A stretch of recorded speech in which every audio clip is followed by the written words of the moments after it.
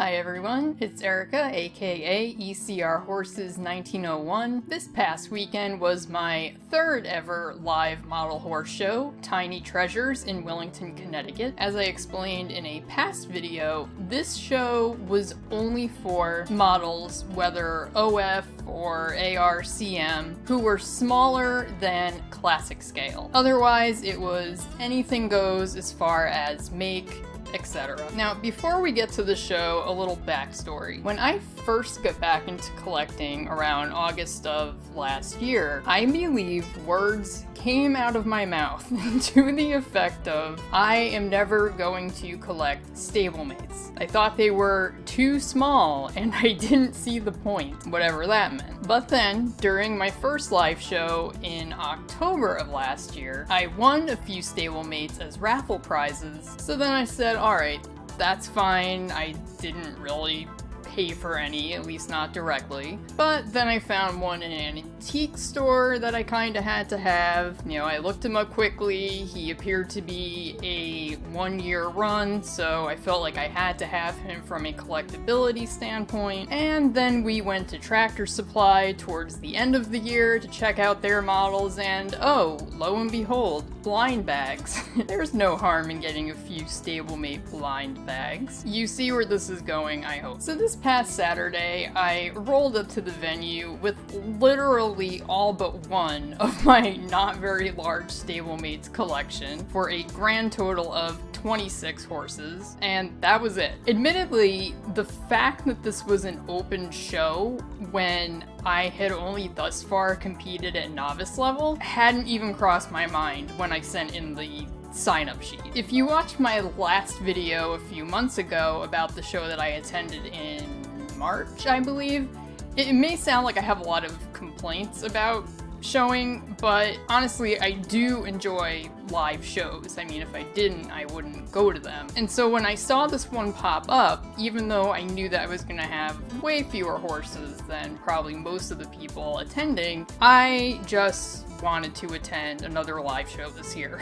Therefore, unlike last time where I told the horses on my table that they were getting put in the basement if they did not earn a ribbon, I was under no such illusions here. With such a small collection, half of which were free, the other half mostly bought on vibes, I knew I'd be happy to walk away with any ribbons at all. In the end, we walked away with 10 ribbons total, 1 in breed, the rest in collectability / for decorators. So let's just go in order. By the way, every class that I was in was either large or huge.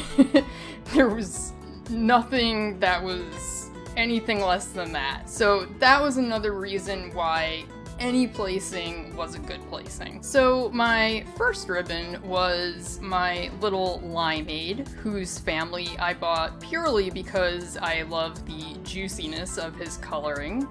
He got a 5th in the other foals category for collectability / decorator, which was a total surprise. Next up in the European Warm Bloods class, my Mendelssohn, who is actually Lakritz, a 2022 Breyerfest single day ticket holder model, got 3rd in collectability.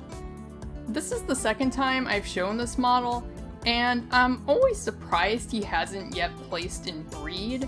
I mean, I know that there's always a ton in the European Warm Blood class, and specifically when it comes to Hanoverians, which is what I show him as, but I like him enough that I think I'm gonna keep trotting him out at least a few more times. In other Warm Blood, this guy got 5th in collectability as he is from the QVC 2002 First Collection Silver Cup series. Then in other sport, pure / part, I got my only breed ribbon of the day, a shocking 4th place for this model, who's done decently well on both of his outings, and a 5th place in collectability / decorator for this lovely Pinto. My also lovely rose gold paint, Merry Pranks, got 6th place for collectability / decorator. And we had a very successful Spanish stock class with my Sarge, who I call Beetle Party, who is a 2019 Briarfest store special, taking third, and my glossy wood grain keychain from Briarfest 1999, who I named Selvatico, getting first place in collectability. I was honestly and legitimately shocked. Then we had a big old break as it was lunchtime and I didn't have any gated horses or drafts or ponies. So my husband and I had some fun in the schoolyard next door. This is me going down a slide, which I may have done once or twice. There was also a basketball and a bat with a wiffle ball, so we got some exercise and sun while we waited. Alas, my luck ran out after the break, and I only had 2 more horses that placed. They were both in the Arab class, which again, I don't know how many times I can stress this, was gigantic. My 1965 Heartland Tiny Mite, who is not in very good condition, but is one of those I got just because he was cheap and I thought he was interesting, got 6th place in collectability.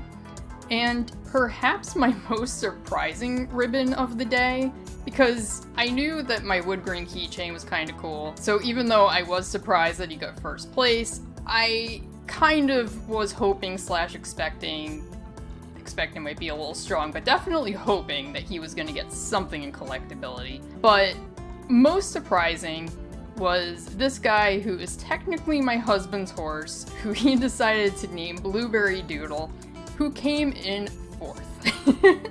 Again, a humongous class, and we got 4th for collectability / decorator.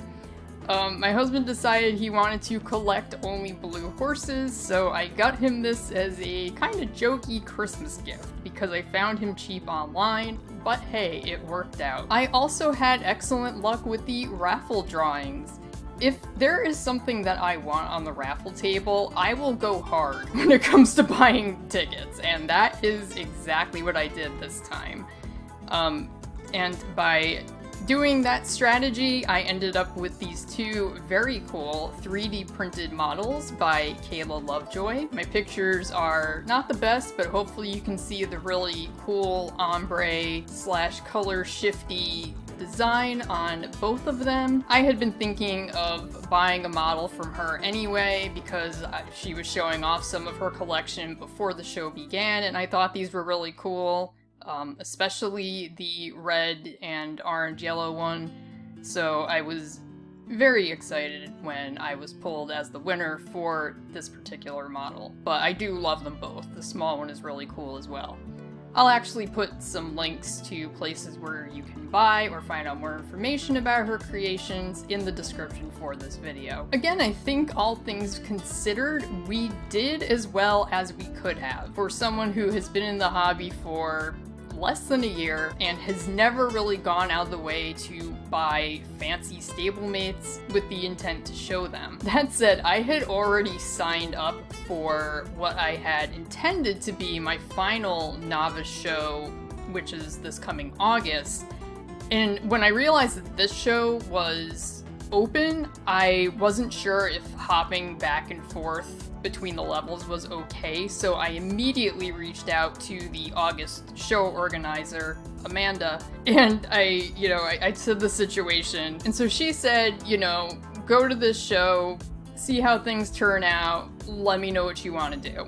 Because I figured if it wasn't going to be cool for me to kind of hop back down the levels, I was not going to argue that, have no problem with that whatsoever, and I was actually going to offer to maybe shadow a judge or something instead. But the Novice show that is in August actually has an intermediate division, which I think is a really great idea. I wish that there were more shows with an intermediate division because I feel like that more accurately describes where I am at with my showing. So I will be competing in that show in August. And that is all for today. I may take next week off as far as posting so I can work on one last longer video before Briarfest, but I haven't definitively decided on that yet. I am just ready for Briarfest to be here, to the point where it's probably a good thing that I have a fair amount of vacation days between now and then because I am quite distracted. It's also almost time for me to begin working on the script for what I'm sure will be my longest video to date, in which I plan to reflect on my first year in the hobby. While I am not going anywhere, I definitely have some thoughts about many different aspects of collecting and showing and all the things. But because I do want that to be during my official 1 year month, which will be August, that is what you can look forward to then. There will certainly be videos between now and that point. But just to let you know that that is coming down the pipeline. If you made it this far, please consider liking and subscribing, and your comments are always welcome. Thanks for watching, and I will see you next time.